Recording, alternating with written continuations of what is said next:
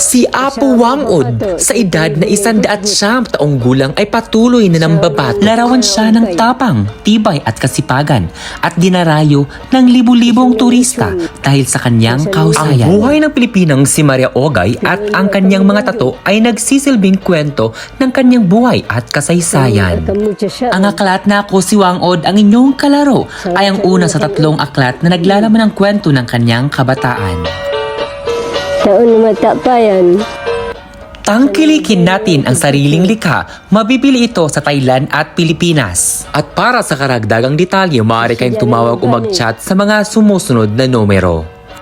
Maaari din kayong mag-chat sa akin para sa karagdagang impormasyon. Ang may akda ng aklat na ito ay si Dr. Elizabeth Sonto Mendoza na siya ring sumulat ng aking librong Teacher Made in Thailand. Ang mga librong ito ay inilathala ng Vickers Publications and Trading Incorporation.